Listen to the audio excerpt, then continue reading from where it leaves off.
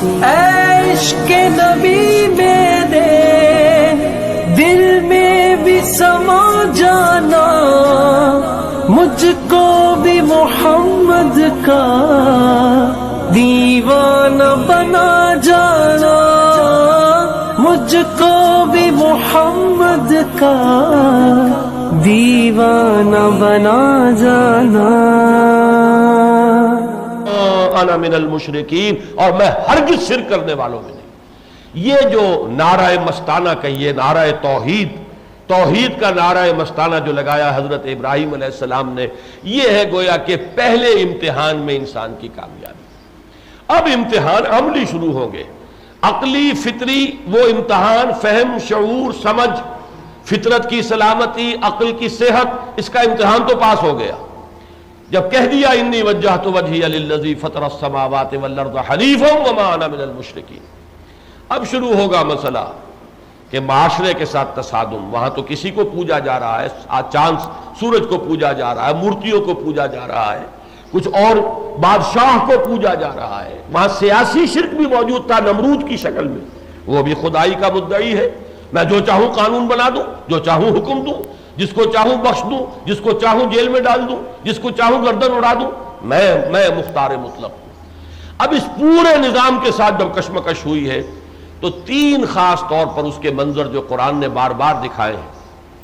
ایک تو یہ کہ باپ کے ساتھ گھر میں کشمکش شروع ہو گئی، باپ چونکہ آزر وہ صنم تراش بھی تھا اور جو ریلیجس ہائرارکی تھی اس دور میں، اس میں کسی بڑے عہدے پر تھا۔ اب اس نے کہا یہ تم کیا کر رہے ہو؟ اراغب انت عن آلہتی یا ابراہیم، اے ابراہیم کیا تم میرے معبودوں کو چھوڑ رہے ہو؟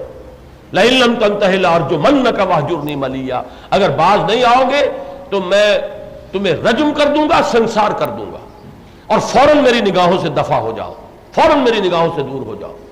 یہ تو گویا کہ یعنی اس انداز یہ کہ تم اگر میری نگاہوں سے نہ ہٹے اور تم نے کوئی اس کے اوپر ثبات اختیار کیا، استقلال کا مظاہرہ کیا تو میں قتل کر دوں گا۔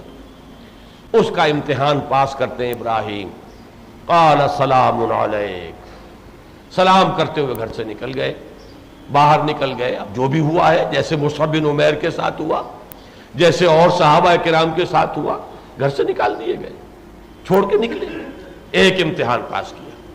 اب اس ماحول کے اندر ذرا وہ بتانے کے لیے کہ ذرا ان کی آنکھیں کھلے، یہ ہوش میں آئیں، مورتیوں کو پوج رہے ہیں، لہذا وہ معاملہ جو قرآن مجید میں بڑی تفصیل کے ساتھ آیا ہے، کم سے کم 2 صورتوں میں، کہ ایک بڑی کوئی پوجا ہونے والی تھی، جنم اشٹمی کا کوئی دن جیسے ہوتا ہے، اور سب لوگوں کو چلے جانا تھا شہر سے باہر، اجتماعی کوئی پوجا باہر میدان میں ہونی ہے، ہو سکتا ہے کسی ستارے کی پوجا ہو، اس لیے کہ وہاں مختلف جو ہے یہ پوجائیں موجود تھی جیسے کہ ہندوؤں کے ہاں ہیں۔ انہوں نے ایک عذر کیا کہ میری طبیعت ٹھیک نہیں ہے، پیچھے رہ گئے، اور پھر بت خانے میں گھس کر تمام کو توڑ دیا، صرف یہ کہ وہ بڑا بت جو ہے اس کو رہنے دیا، اور تیشہ جو تھا وہ اس کے کندھے پر رکھ دیا۔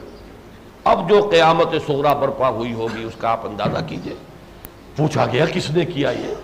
کہا ایک نوجوان ابراہیم ہے تو صحیح، ایسا جو ذکر کیا کرتا تھا، ہم نے کبھی سیریسلی نہیں لیا اس کی بات کو، کہتا تھا، ہوا کرتا ہے۔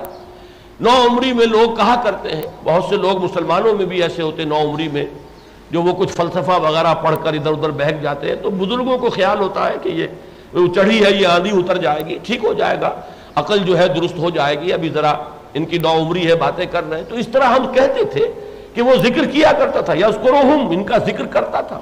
ایک فتن کا لفظ آیا ہے، وہ ایک نوجوان، وہ ہو سکتا ہے اس نے کیا۔ اب جب پیشی ہوئی ہے، اب یہ سمجھیے یہ عزم، صبر، ثبات، حوصلہ، جرت، ہمت اس کا امتحان ہے۔ پورا موب جن کے معبودوں کو توڑ پھوڑ کر رکھ دیا گیا ہے، کیا اس وقت ان کے غیظ و غضب کا عالم ہوگا، اور کس صبر اور سکون کے ساتھ انہوں نے جواب دیے ہیں۔ اس نے کیا ہوگا یہ جو بڑا تمہارا بت ہے، دیکھتے نہیں کہ تیشہ اس کے کندھے پر رکھا ہوا۔ اب انہوں نے کہا کہ تم جانتے ہو ابراہیم یہ بات نہیں کر سکتے، تو کہا کہ اگر بات نہیں کر سکتے تو پھر تم پر تف ہے کہ تم ان کو پوجتے ہو۔ صاف ظاہر ہو گیا کہ اقرار کر رہے ہیں، کوئی ان کی اس میں رعایت نہیں، کوئی خوف نہیں۔ کہا ڈالو اس کو آگ کے اندر جھونک دو۔ اس کے ساتھ تیسرا منظر آتا ہے، اور وہ منظر ہے دربار میں پیشی ہو رہی ہے، جیسے کہ اصحاب کہف کی تفصیل آتی ہے، دربار میں پیش کیے گئے تھے، اور وہاں پر مکالمہ ہوا ہے۔ وقت کا جو بھی وقت کا فرعون کا یہ نمرود، اس نے بھی وہ بھی خدائی کا دعوے دار تھا۔ یہ تینوں امتحان پاس کر کے اب وہ جو آگ میں ڈالے جانے والا معاملہ ہے، اور اس میں قرآن مجید میں سورہ صافات میں آتا ہے کہ انہوں نے چال چلی تھی، لیکن یہ کہ بالآخر وہی ہو گئے، وہی ناکام ہوئے اور انہی کی ذلت ہوئی۔ انہوں نے سمجھا یہ تھا جب اتنے بڑے آگ کے الاؤ کے کنارے لا کے کھڑا کیا جائے گا ابراہیم کو تو ہوش ٹھکانے آ جائیں گے، باز آ جائے گا، یہ سب یہ توحید وحید بھول جائے گا، اس لیے کہ اب تو آگ کے اندر ڈالا جا رہا تھا۔ لیکن یہ کہ ناکام وہ ہوئے، ابراہیم نے چھلانگ لگا دی، بے خطر کود پڑا آتش نمرود میں، عشق عقل ہے محو تماشائے لبے بام ابھی۔ اگر حضرت خباب بن الارت رضی اللہ تعالیٰ عنہ دہکتے ہوئے انگاروں پر لیٹ گئے ہیں تو جرت تو وہی ہے نا، معاملہ تو ایک ہی ہے، تاریخ تو اپنے آپ کو دہراتی ہے، شکلیں بدلتی ہے۔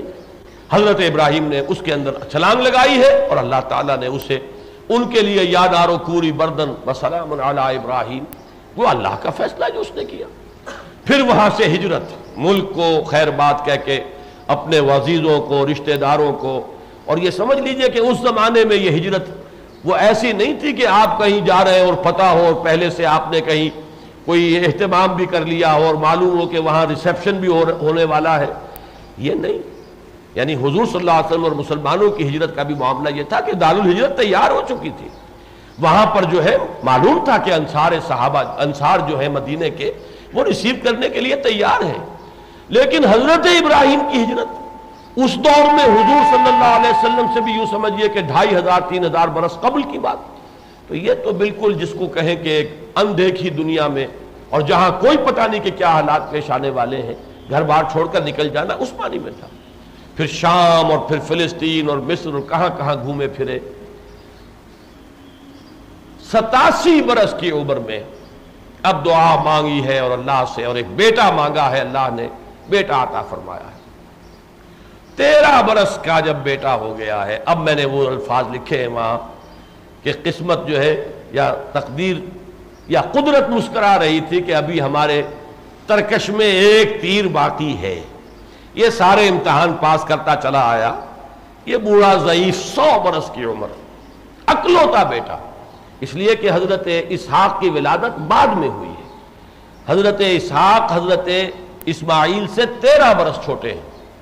87 برس کی عمر میں حضرت اسماعیل کی ولادت ہوئی ہے، جبکہ حضرت ابراہیم کی عمر 87 برس تھی، اور یہ واقعہ پیش آیا ہے جبکہ 13 برس کے تھے حضرت اسماعیل اور حضرت ابراہیم کی عمر 100 برس ہو چکی تھی۔ اکلوتا بیٹا، ایک ہی بیٹا 13 برس کا ہو گیا۔ فلما بلغ معه السعی، جبکہ وہ اس کے ساتھ بھاگ دوڑ کے قابل ہو گیا، جس کو آپ کہتے ہیں کہ بازو بن گیا، اب وہ برابر کا جو ہے کام کرنے والا ہے۔ اس وقت وہ امتحان لیا گیا، یا بنی انی ارا فی المنام انی اذبحک فانظر ماذا تری۔ اور جب وہ بوڑھا 100 برس کا بوڑھا باپ جب وہ تیار ہو گیا ہے اور اس نے زمین پر لٹا بھی لیا ہے اپنے اس اکلوتے نور چشم کو، تب پھر پکارا گیا، قد صدقت الرؤیا، اے ابراہیم بس امتحان تھا مطلوب، اس سے آگے نہیں، تم امتحان میں پورے ہو گئے۔ یہ بہت بڑے ان ھذا لہو البلاء المبین، اس میں کوئی شک نہیں کہ یہ بہت بڑا امتحان تھا۔ تو میں نے عرض کیا ہے وہاں پر اس اپنے مضمون میں کہ اب اس سے بڑی تو شاباش کوئی نہیں ہو سکتی کہ ممتحن کہے کہ امتحان بڑا کھڑا تھا۔ یہاں جس کا امتحان لیا جا رہا تھا اس نے ہمت نہیں ہاری ہے، گویا کہ آخری بات جو آئی ہے وہ ممتحن کی طرف سے، ان ھذا لہو البلاء المبین، اے ابراہیم واقعتاً یہ بڑا کھڑا امتحان، اس لیے کہ اللہ کو تو معلوم ہے کہ اس نے انسانی فطرت میں کیا کچھ رکھا ہے، کیا کچھ عواطف ہے، میلانات ہے، کس کس شے سے محبت ہے، کس کس چیز کے ساتھ انسان کو کتنی ایک مناسبت ہے، وہ جانتا ہے۔ تو ایک اکلوتا بیٹا 100 برس کے بوڑھے باپ کا، اور وہ اگر تیار ہو گیا ہے اسے اللہ کے حکم سے ذبح کرنے کے لیے، تو اب اس سے آگے کون سا امتحان ہوگا؟ آپ کو معلوم ہے بابر نے ہمایوں کے گر چکر لگا کر کہا تھا کہ میں اس کا مرض لیتا ہوں، اللہ اس کو شفا دے اور میں حاضر ہوں۔ تو باپ تو اپنی زندگی دیتا ہے بیٹے کے لیے، یہاں یہ ہے کہ 100 برس کا بوڑھا باپ جو اللہ کے حکم سے اپنے بیٹے کی جان لے رہا ہے۔ یہ ہے در حقیقت جس کے لیے کہ اب یہ شعیرہ ہے تا قیام قیامت، اس پورے شعور کو تازہ کرنے کے لیے. یہ قربانی کا اگر یہ مادہ پیدا ہوتا ہے، اگر امتحانات میں اس طریقے سے کامیابی کے لیے جذبہ کوئی ابھرتا ہے کہ آخر ابراہیم بھی انسان تھے، ٹھیک ہے، یہ جو کچھ انہیں مقام حاصل ہوا ہے یہ انہیں پیدائشی طور پر ایسے ہی نہیں دے دیا گیا. ویسے تو اللہ کے ہاں علم خداوندی میں تو سب کچھ پہلے سے طے ہے، لیکن ابراہیم نے ارن کیا ہے. یہ میں ارن کرنے کا لفظ جو میں بیان عرض کر رہا ہوں کہ یہ سب کچھ اکتساب ہے، محنت ہے، امتحانات پاس کیے ہیں، پرائمری کا امتحان، مڈل، پھر میٹرک، پھر ایم اے کیا ہے، سارے امتحانات پاس کیے ہیں، تب یہ مقام حاصل ہوا. یہی وجہ ہے کہ سورہ بقرہ کے 15ویں رکوع میں الفاظ یہ آئے ہیں وَإِذِ ابْتَلَىٰ إِبْرَاهِيمَ رَبُّهُ بِكَلِمَاتٍ فَأَتَمَّهُنَّ قَالَ إِنِّي جَاعِلُكَ لِلنَّاسِ إِمَامًا قَالَ وَمِن ذُرِّيَّتِي قَالَ لَا يَنَالُ عَهْدِي الظَّالِمِينَ. جبکہ ابراہیم کو اس کے رب نے بڑے بڑے امتحانات میں جانچا اور پرکھا. بِكَلِمَاتٍ، یہ جو نکرہ ہے آیا ہے یہاں پر بجائے معرفہ کے، بڑے بڑے امتحانات، بہت بڑے بڑے کٹھن امتحانوں میں سے جب وہ گزر گئے کامیابی کے ساتھ، فَأَتَمَّهُنْ، ان سب کو اس نے پاس کر لیا، سب میں کامیاب ہو گیا.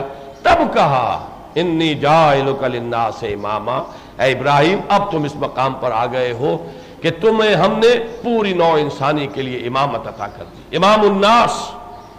اب جب وہ سوال کرتے ہیں وَمِن ذُرِّيَّتِي قَالَ لَا يَنَالُ عَهْدِي الظَّالِمِينَ، یہ کوئی نسلی مسئلہ نہیں ہے. ہاں تمہاری نسل کے ساتھ معاملہ رہے گا، لیکن ان میں سے جو ظالم نہیں ہوں گے، مشرک نہیں ہوں گے، جو تمہاری روش اختیار کریں گے، تمہاری پیروی کریں گے، اسی توحید اور تقوی کی روش اختیار کریں گے، ان کے ساتھ وعدہ ہے.